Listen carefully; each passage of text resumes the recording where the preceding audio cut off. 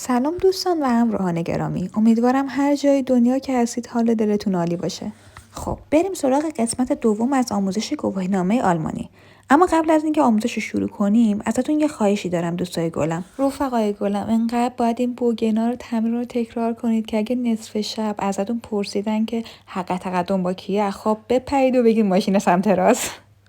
خب اینم اولین سوال از بخش Umweltschutz. Warum ist scharfes Anfahren zu vermeiden؟ این سوال داره میپرسه که چرا باید از حرکت شدید و ناگهانی خودداری کنیم. گزینه اول weil der entstehende Lärm andere belästigt، به معنی اینه که چون که صدای زیاد باعث اذیت دیگران میشه. گزینه دوم weil stärkerer Reifenverschluss entsteht، به معنی اینه که لاستیکا بیشتر خراب و فرسوده میشن. و گزینه سوم weil dadurch die Hinterradbremse stark belastet wird، چون که ترمز عقب تحت فشار قرار میگیره که اصلا این کلا اشتباهه و دوتا گزینه اول درسته. خب سوال بعدی Was hat das Fahren mit Winterreifen in den Sommermonaten zur Folge؟ که رانندگی با لاستیک زمستونی توی تابستون چه نتایج و پیامدهایی داره؟ Es erhöht sich der Kraftstoffverbrauch، یعنی مصرف سوخت بیشتر میشه. گزینه دوم der Reifenverschluss، یعنی فرسودگی لاستیک بیشتر میشه. و گزینه سوم die Fahrstabilität، یعنی پایداری خودرو بیشتر میشه که کاملا برعکس، حتی پایداری خودرو بدتر هم میشه. پس گزینه اول و دوم درسته. مصرفمون سوختمون بیشتر میشه و فرسودگی لاستیکمون بیشتر میشه. Welche Kraftfahrzeuge dürfen in die so gezeichnete Umweltzone einfahren؟ یعنی که کدوم وسایل نقلیه حق ورود به منطقه محیط زیستی رو دارن، همون Umweltzone. گزینه اول Kraftfahrzeuge die Anforderungen an eine grüne Feinstaubplakette erfüllen, auch wenn keine solche Plakette angebracht ist. یعنی خودروهایی که شرایط برچسب سبز دارن حتی اگه برچسب روی شیشه نصب نشده باشه. خب همونجور که می‌بینید توی آلمان 3 تا رنگ برای برچسب‌ها داریم که این برچسب سبز به معنی اینه که ماشین آلودگی کمتری رو تولید میکنه. گزینه دوم Kraftfahrzeuge mit einer grünen Feinstaubplakette، خودروهایی که برچسب سبز دارن. و گزینه سوم Krafträder، موتورسیکلتا. که دوستای گلم هر جا این تابلو رو دیدید فقط ماشینایی میتونن وارد بشن که برچسب سبز دارن و موتورسیکلتا. پس گزینه دوم و سوم درسته. Sie möchten Ihr Fahrzeug waschen. Wo sollten Sie dies im Interesse des Umweltschutzes tun؟ خب این سوال میپرسه که برای شستن ماشین کجا باید این کار رو انجام بدید. دوستای گلم اینجا آلمانه. اینجا اینجوری نیستش که یه آب بگیر تموم شد رفت، شلنگ و ورداری بری در خونت قشنگ ماشین رو بشوری. اینجا ایران نیست که یه فرچه بگیری دستت و برای خودت قشنگ روشویی و توشویی و موتورشویی و اینا همه رو انجام بدی. اینجا باید برید حتما کارواش. که گزینه درست این اینا آوتو واش آنلاگ است که همون کارواشه.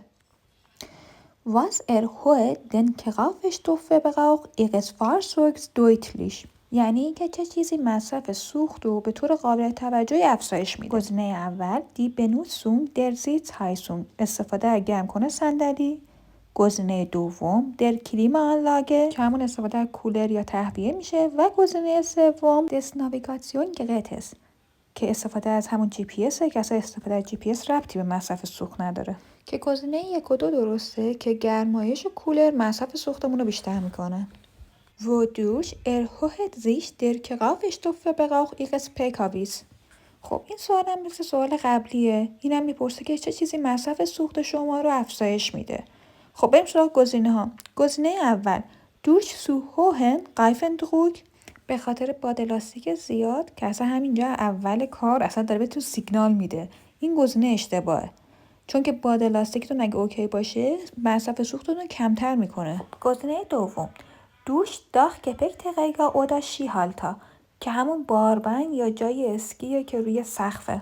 و گزینه آخر durch mitführen unnötiger Gegenstände، به خاطر حمل وسایل اضافی. که دوستای عزیزم هر چیزی که توی صندوق عقب ماشین باشه وزن ماشین رو بیشتر میکنه و هر چیزی که روی سقف ماشین باشه باعث میشه که ماشین در برابر باد کندتر باشه.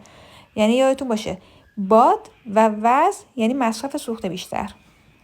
Wie kann Lärm vermindert werden؟ چجوری میشه صدای خودرو رو کم کرد؟ گزینه اول دوش فاقن میت هوها موتور دقسال با دور موتور بالا که همین الان داره بهت چی میده؟ سیگنال میده. هر چقدر که دور موتورت بالا باشه صدای خوب بیشتری هم داره. خب گزینه بعد دوش فاقن میت هوها گشویندیشکای. این گزینه هم داره بهت سیگنال میده که اشتباهه. هر چقدر که سرعتت بیشتر بشه صدا هم بیشتر میشه. و گزینه آخر Durchfahren im 4. oder 5. Gang in Ortschaften. رانندگی با دنده 4 و 5 در داخل شهر. که گزینه آخر فقط درسته. هرچی دور موتورتون پایین تر باشه صدا کمتره. سوال بعدیمون هم به مصرف سوخت ربط داره. Wie können Sie Kraftstoff sparen؟ چجوری میتونید مصرف سوختتون صرفه جویی کنید؟ Nicht im höchsten Gang fahren. خب این گزینه که کلا اشتباهه. میگه با دنده بالا نرو. خب اتفاقا برعکس، ما هرچه با دنده بالا بریم مصرف سوختمون کمتر میشه. Mindestens Reifendruck nach Betriebseinleistung einhalten. یعنی حداقل فشار باد لاستیکی که تو دفترچه راهنمای ماشینت گفته رو رعایت کن. Dach Gepäckträger oder Skihalter abnehmen که میگه باربندتو وردار. خب این گزینه هم درسته چون باربندو که ورداریم مصرف کم میشه. پس جواب صحیح گزینه 2 و 3. Wo können Sie Ihr Gepäck unterbringen, den Kraftstoffverbrauch nicht unnötig zu erhöhen؟ یعنی کجا باید وسایلمون رو قرار بدیم که مصرف سوخت بی دلیل زیاد نشه. گزینه اول این کوفاقام یعنی توی صندوق عقب. گزینه دوم hinter den Vordersitzen پشت صندلی های جلو. و گزینه سوم auf dem Dachgepäckträger روی باربند سقفی که این گزینه اشتباهه چون باعث میشه مصرف سوختتون بیشتر بشه. فقط گزینه 1 و 2 درسته. Was erhöht die Reichweite eines Elektrofahrzeugs؟ یعنی که چه چیزی برد یا همون مسافت یه خودروی برقی رو افزایش میده. گزینه اول Reduzierung der Heiztemperatur کاهش دمای بخاری. خب رفقا ببینید همینجا داره بهتون سیگنال میده که این گزینه درسته چون هر چقدر مصرف انرژی کمتر برد بیشتر. گزینه دوم Kurzes starkes Beschleunigen شتابگیری شدید و ناگهانی. خب این اصلا اشتباهه چون اصلا شتابگیری سریع باعث میشه زود باتری خالی بشه. و گزینه آخر Nutzung einer hohen Stufe der Energiegewinnung. این گزینه رو بخوام بهتون ساده بگم یعنی با ترمز گرفتن انرژی دوباره به باتری برگردونیم. که گزینه 1 و 3 درسته. تو ماشینای برقی هر ذره انرژی مهمه دوستان. Sie müssen wegen geschlossener Bahnschranken warten. Wie können Sie dabei die Umwelt schonen؟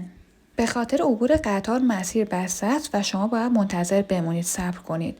حالا چجوری میتونید به محیط زیست کمک کنید؟ گزینه اول دوش به تیگن در هند بغمزه کشیدن ترمز دستی که این اصلا کمک به محیط زیست نمیکنه. گزینه دوم دوش نوتزونگ در اشتارت اشتوب اتومات استفاده از سیستم استارت استاپ موتور رو خاموش میکنه، برای همین به محیط زیست کمک میکنه.